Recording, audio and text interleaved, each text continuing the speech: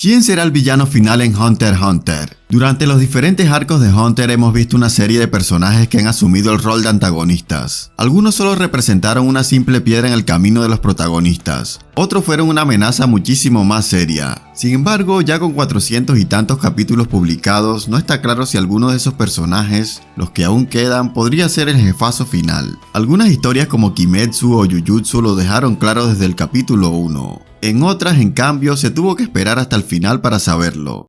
Illumi Soldic. Illumi, el némesis de Killua, siempre me pareció un antagonista un escalón por debajo comparado con los antagonistas que han tenido Gon y Kurapika. Sus apariciones eran limitadas, mayoría como personaje complementario. No es hasta el arco de la elección al nuevo presidente donde este personaje cobra mucha más relevancia, y vemos desarrollarse mucho más el conflicto con Killua. Esta vez el detonante del enfrentamiento entre los peculiares hermanos es Aluka, la hermana menor de la familia. Illumi pretende controlar el increíble poder de Aluka, pero Killua se lo impide. Ahora, lo importante aquí es que a pesar de no haber logrado su objetivo, el deseo de Illumi continúa, y como menciona Tsubone, esto lo está llevando a desviarse del camino del asesino.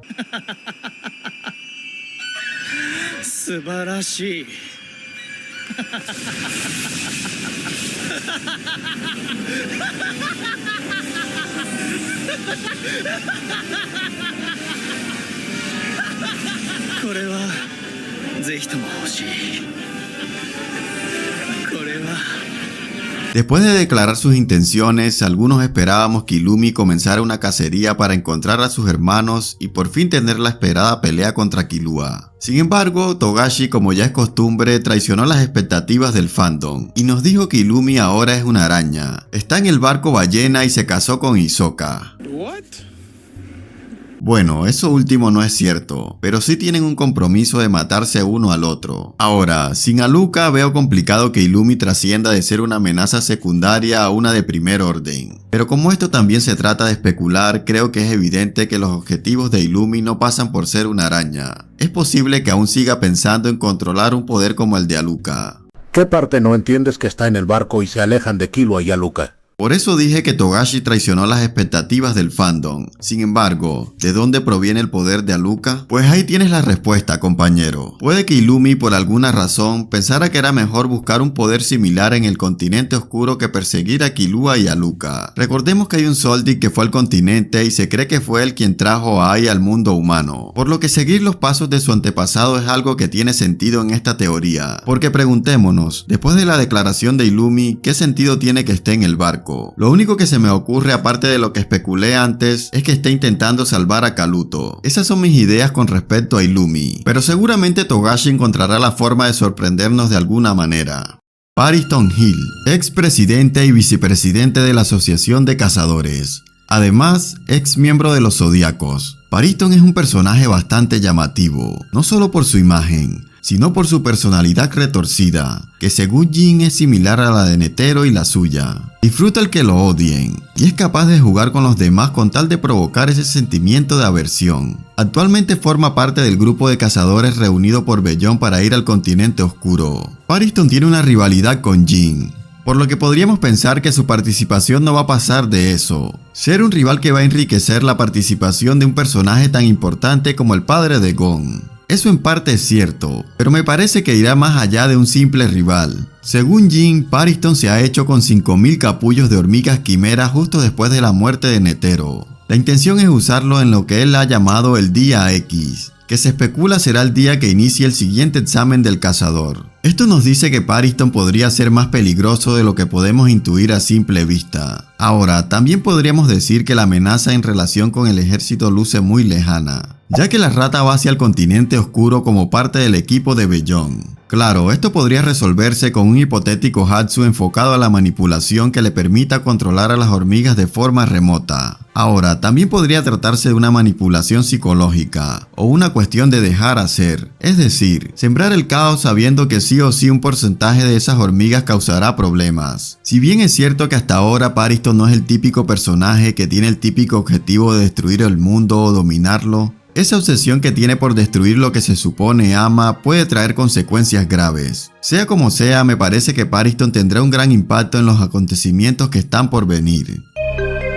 El preferido de muchos, a veces enemigo, a veces aliado. Hay una pelea prometida con Gon. Algunos se aferran a eso para creer que será una especie de jefe final, pero yo no lo veo ocupando esa posición, porque aunque la pelea se dé, no creo que sea en el contexto que amerita un villano final. Si Hisoka va a volver a ser un antagonista, no lo será para los protas, sino para el Ryodan, como ya advirtió Togashi en el 356, y ha quedado mucho más claro en esta nueva tanda de capítulos, donde vemos su regreso. Algo que, si me preguntan, es mucho mejor que una pelea con Gon, así sea como jefe final, cosa que, como dije, no creo que se dé, porque no veo al personaje en ese papel. El tipo no tiene mentalidad de conquista o destrucción, él solo quiere luchar con oponentes que considera dignos. Además, ni siquiera es seguro que regrese con vida del viaje, ya que la misión de matar a las arañas es de alto riesgo, aunque también es cierto que puede que tenga ayuda, ya que no es el único que quiere eliminar a la araña. Sea cual sea el desenlace de Hisoka, no creo que vaya a terminar como un típico villano final. Bellón Netero. Bellón Netero es quizá el personaje más importante que ha introducido Togashi en lo que podríamos llamar la segunda parte de Hunter x Hunter.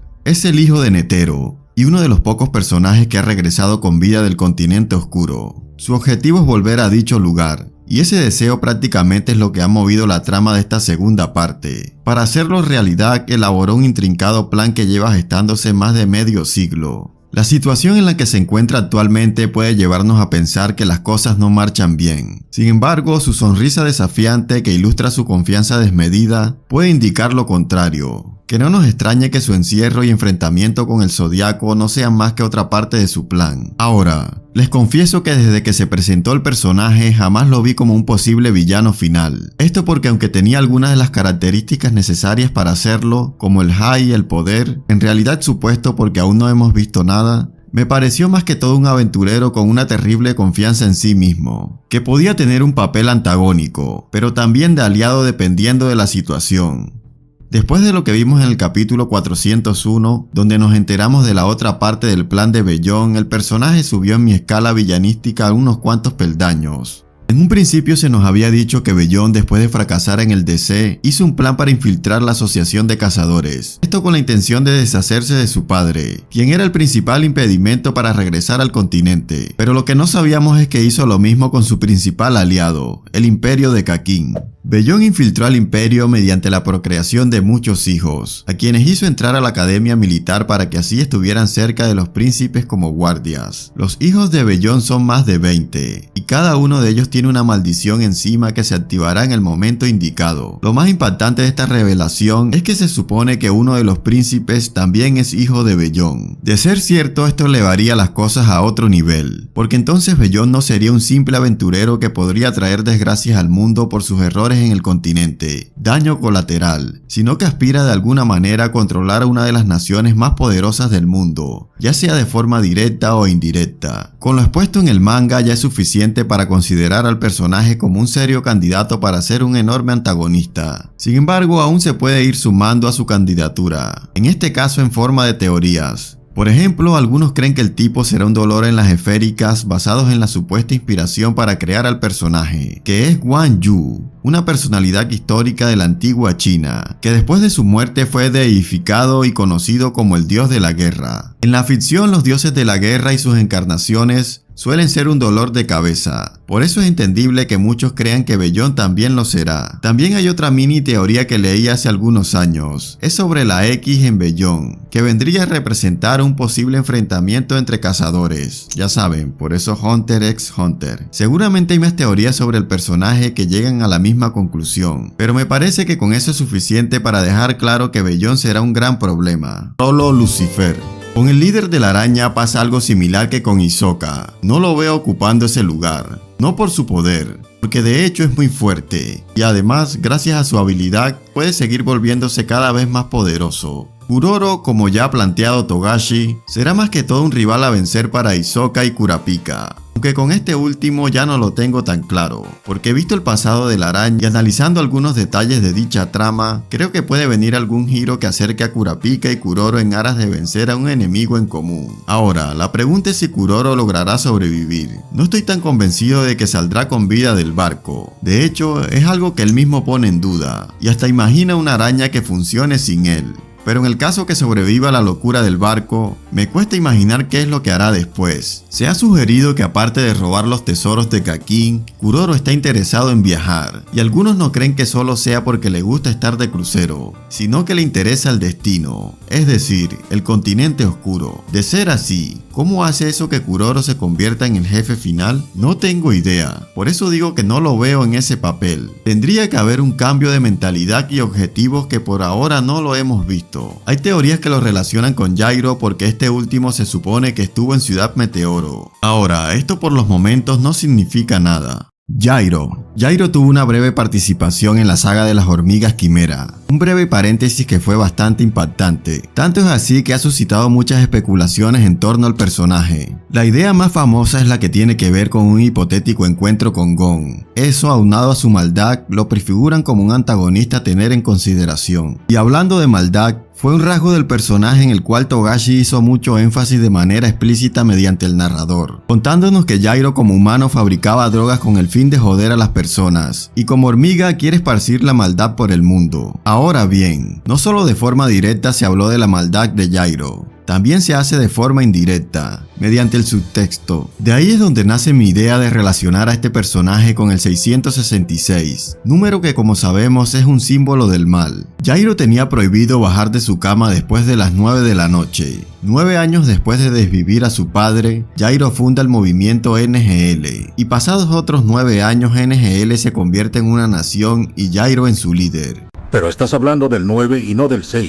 Y tienen razón, pero si damos vuelta al 9 nos queda un 6, que todos juntos formarían el 666, el número del anticristo. Tiene sentido porque Jairo se nos ha vendido como la maldad pura, el anticristo de Hunter. Otra cuestión interesante es que cada 9 años pasan cosas importantes para el personaje. Fundó NGL y después se convirtió en el líder de la nación. De todos los que han aparecido en la lista hasta ahora, me parece que Jairo es el que tiene más posibilidades de ocupar el puesto de jefe final, porque es el que mejor encaja en el arquetipo de villano puro, por lo menos por ahora. Recordemos que Meruem empezó así y terminó evangelizado por una niña. Además, por lo que sabemos hasta ahora, Jairo no está en el barco, o sea, no huele a muerto, por lo que su participación se desarrollará en el mundo humano y después de la guerra de sucesión y el continente oscuro, en el año 2037 al ritmo que vamos. Fuera de broma, es posible que eso sea lo último que veamos de Hunter x Hunter y Gon, que probablemente sea quien lo enfrente.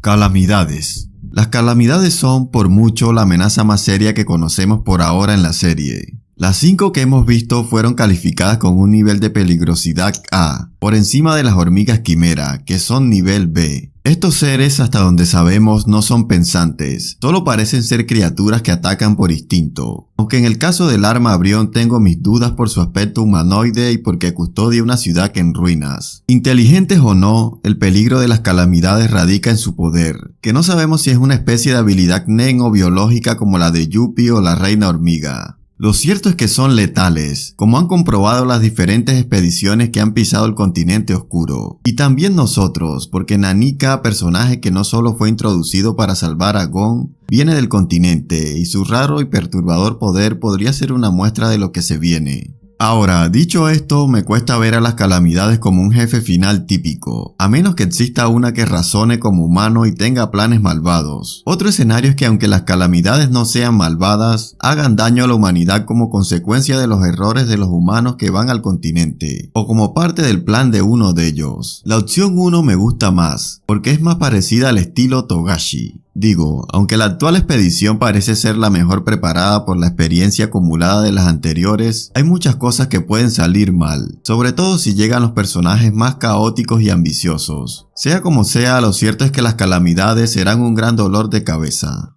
Don Freaks. Puede que Don solo sea un instrumento de la trama y no lo volvamos a ver nunca. Sin embargo, también es posible que esté vivo y tenga un papel importante en los acontecimientos del continente oscuro. Asimismo, puede que no sea una buena persona, sino todo lo contrario. Esta especulación está basada en la comparación entre el continente oscuro y el mundo gourmet de Toriko. En el mundo gourmet, saga muy parecida a lo planeado por Togashi con el continente oscuro, hay un personaje con un papel parecido al de Don, una leyenda, perdida en un lugar enorme y peligroso, aparentemente de buen corazón, pero que resulta ser todo lo contrario. Las especulaciones sobre Don se pueden unir a las de las calamidades estableciendo una relación jefe-subjefe. De esta forma, parte de los peligros que les toca enfrentar a los cazadores en el continente oscuro serían maquinaciones de Don. Esa es una teoría que realmente no me gustaría que se hiciera realidad, porque no creo que Don sea malvado. Mi visión es que este personaje es una especie de Jin con esteroides, y si suponemos que está vivo gracias a la planta Metallion o por otra cosa, creo que su papel con respecto a los cazadores y demás exploradores podría ser el mismo que vimos en Jin con Gon, es decir, diseñar una serie de retos para probar a todo el que llegue al continente. El libro este es parte del plan,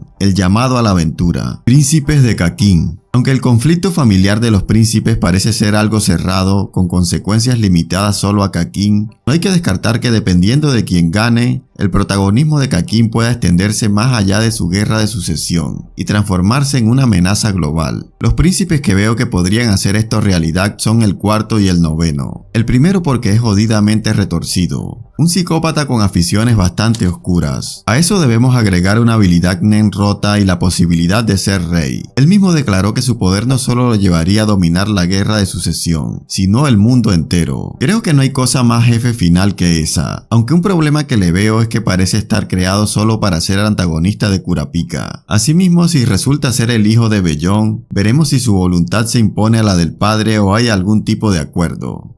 Luego tenemos al segundo, el príncipe Benjamin. El tipo en teoría partió con más posibilidades para ganar la guerra, por su posición dentro del imperio y sus conocimientos del Nen. El deseo de llevar a su país a ser más poderoso de lo que es podría transformarse en una amenaza mucho más grande, aunque viendo cómo están las cosas, no estoy seguro que Benjamin pueda salir con vida. Luego tenemos a Halkenburg, alguien que es bueno y lucha para cambiar el sistema de Kakin, pero de buenas intenciones está lleno el camino al infierno, y no me extrañaría que Halkenburg sea consumido por la oscuridad. San Lei por su ambición y el poder de su bestia Nen, que según él lo ayudará a gobernar cuando sea rey, también lo veo como una posible amenaza. Una duda que me generan los príncipes es qué pasará cuando uno de ellos sea coronado. ¿Irá a explorar el continente oscuro? ¿Se quedará en el falso continente esperando que los exploradores regresen con el botín? ¿O volverá al mundo humano? La última no tiene sentido, así que nos quedan las dos primeras. Según Nasubi, ellos van a conquistar. Es raro que un rey vaya a la vanguardia, pero estos son reyes con poderes mágicos, así que se entiende. Ahora bien, cabe la posibilidad de que la guerra de sucesión sea una trampa del rey, o algo por el estilo. Los 14 ataúdes que vimos en la sala que se parece a la recepción de la isla de la ambición, puede que sea un indicio de ello, porque es sospechoso que el número coincida con la cantidad de príncipes. Nasubi también ha hablado de sacrificio.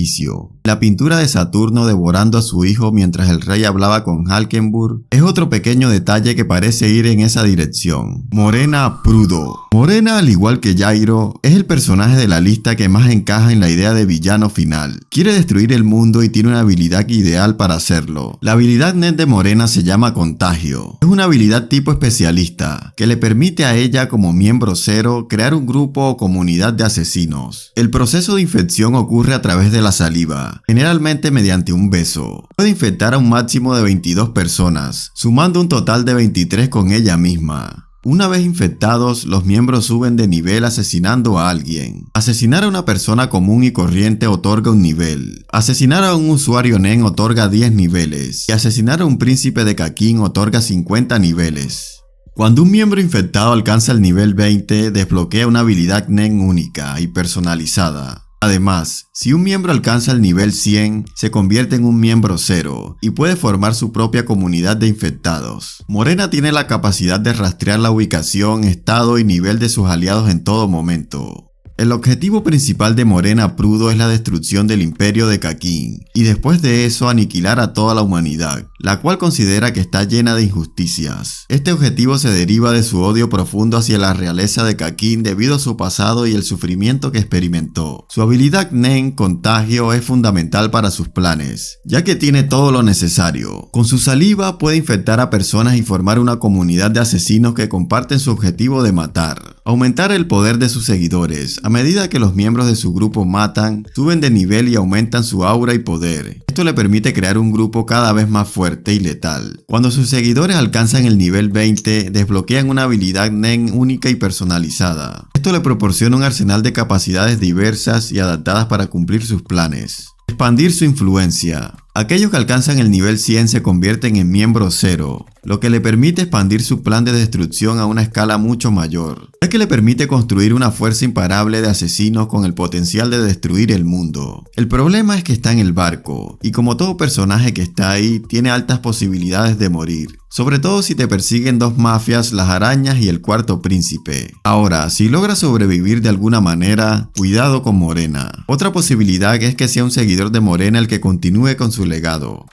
Por último, pero no menos importante, el personaje con más chances, el todopoderoso Tompa, más fuerte que Meruem y más manipulador que Illumi. No está en el barco, así que tiene la cancha libre para triunfar. Fuera de broma y ya para concluir, los que veo con más opciones son Gyro, ya que no está en el barco, y además se ha presagiado un encuentro con Gon. La segunda de mis opciones es algún ente raro que se desate debido a los errores de la exploración, ya sea alguna calamidad u otra cosa. Personalmente esta es mi opción preferida, porque creo que solo algo que viene del continente oscuro puede explicar algunas cuestiones trascendentales del mundo de Hunter. ¿A qué me refiero? Verán, algo común, al menos para mí, en este tipo de historias es que a medida que nos vamos acercando al final, a la vez viajamos al principio, hacia el origen de los conflictos. Kishimoto lo hizo con los marcianos, y el origen del chakra. Hubo con el rey espiritual y Yuha, Goutoge con Muzan y Yorishi. El origen de los personajes que mencioné y lo que desataron se remonta a decenas o cientos de años antes del inicio. En Hunter x Hunter, por ahora lo único que cumple con esas características es el continente oscuro, y todo lo relacionado con él, como Dawn Freaks, las calamidades y los primeros viajes de la humanidad. Por eso creo que la amenaza final sí o sí tendrá que ver con el continente.